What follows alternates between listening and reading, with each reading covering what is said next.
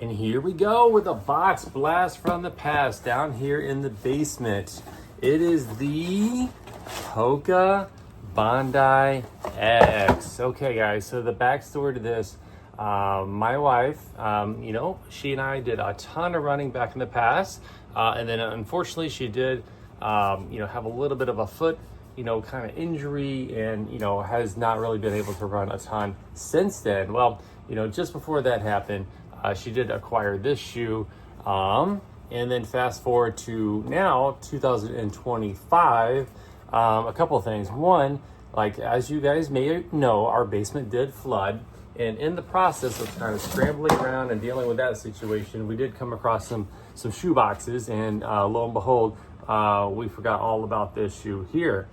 Okay, number one. Number two, it was recommended to her to stiffen up her stride, if you will, with some kind of carbon plate option. And then we were like, oh yeah, I think you have this like carbon plated shoe somewhere in the basement. And boom, next thing you know, we found it. So here it is. It's a women's size 8. It's in this beautiful raspberry, like strawberry lemonade, very summery colorway here. I honestly don't remember when this came out. I want to say 2021. I will have it on the screen for you now. Forgive me for not remembering. But let's just take a look. What I do remember is when this shoe was announced and when it came out. I think the carbon plated shoes were just starting to kind of squeak their way into the mainstream, being not just the race day shoes, but more like the super trainers. And I want to say this was like actually one of the original super trainers. This is the Bondi X, and I think it was like the Bondi 7 or 8, maybe the 8, because this is the same kind of little ribbing that is on the 8, if I remember correctly. And then this was kind of like a special feature. I'm honestly not sure if they even make this anymore. But I digress. So let's actually take a look at this blast from the past, this HOKA here. This upper is so much different than the Challenger 8 that I just took a look at, and the Clifton, and even the Challenger 7. I realized those were two trail shoes, but the Clifton, like the upper, is totally different than this here. In fact, I remember the older HOKAs having this kind of like a very, very plushy, stretchy, nice and soft material. And I'm not sure what they're doing now, but it's a lot different. Okay, but here is this, man. It's like nice and soft, and it's got some stretch to it. Okay, we've got a gusseted tongue on both sides, a very sporty, kind of thin, but does have a little bit of cushion right here.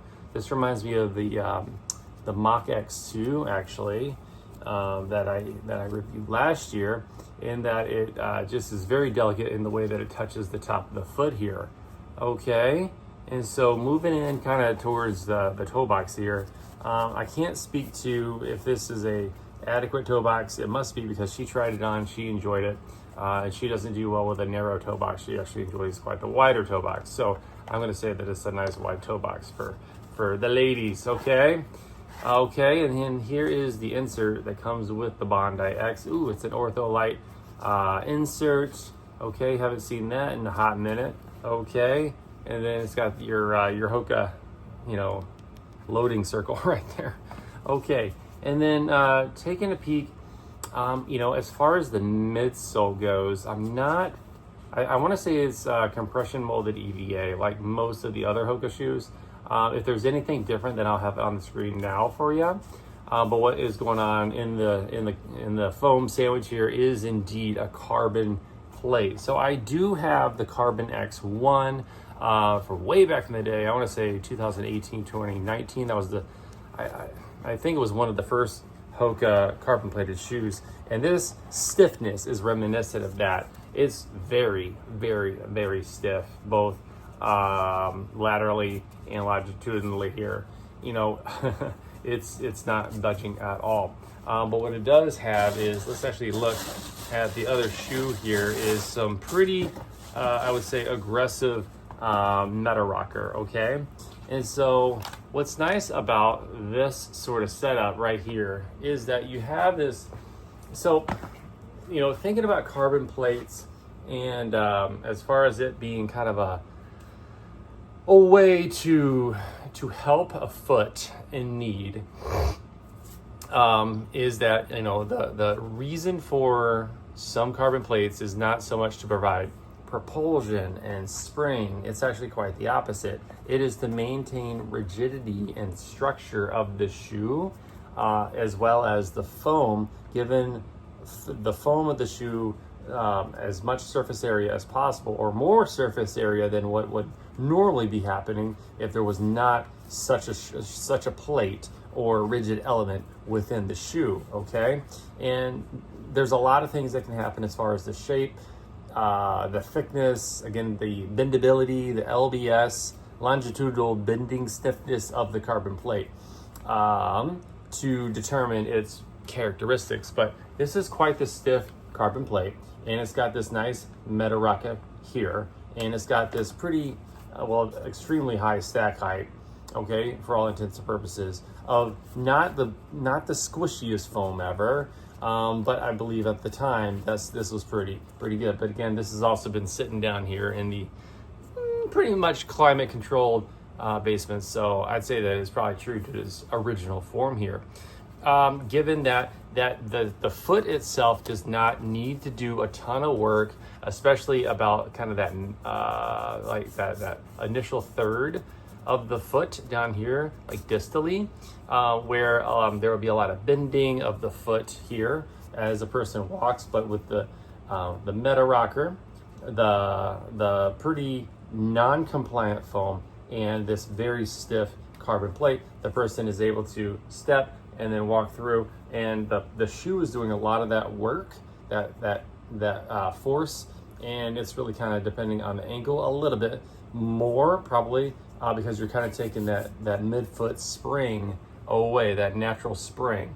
Okay, that's kind of my soapbox on that, and that's how her doctor is thinking that this might be helpful for her. Okay, perfect. And so that being said, this just happens to be like down here and available. Just a final bow on that. You know, you probably, if a person needs that sort of setup, they probably don't need to go all out and have such a shoe, but this just happens to be the one that she has here. I digress. And also, how fun is this to be in the basement and checking out shoes, right? I really like this swallowtail thing going on. That I just thought that was just so cool, with the exterior design. And here, the cleanest it's ever gonna be, y'all. It's not true. She takes good care of her stuff, unlike me. All right, and very reminiscent of the Carbon X1. We got the exposed carbon plate in there. Wow. And then, you know, kind of this throwback, you know, exterior here with the very exposed midsole, the little bit of rubber, and normally this would probably be, you know, somewhat flexible, but again, with this carbon plate, it is not. And then finally, the heel bevel, because, you know, if you're thinking about using this shoe as a walking shoe, you want to consider the heel bevel, okay? And that is basically going to come down. This is probably more of an extreme amount. It's probably more like this here. Do you guys remember the, was it the 990? I don't remember, but it was in the HOKA Clifton Edge. Remember how it had that big shelf back here, and it was like designed for downhill running? This reminds me of that. I mean, look at that like shelf right there, man. You can stick your stein on that guy. Oof da. All right, everybody. Well, that's what I got. That's enough fooling around. Obviously, I can't try the shoe on. I can't put it on. But what I will say is, if she does give me some updates about how the shoe is going, whatever that might be, then I'll keep you guys in the loop. Okay, everybody, that's all I got. Thank you so much. Have a wonderful night, and we'll catch you in the next one.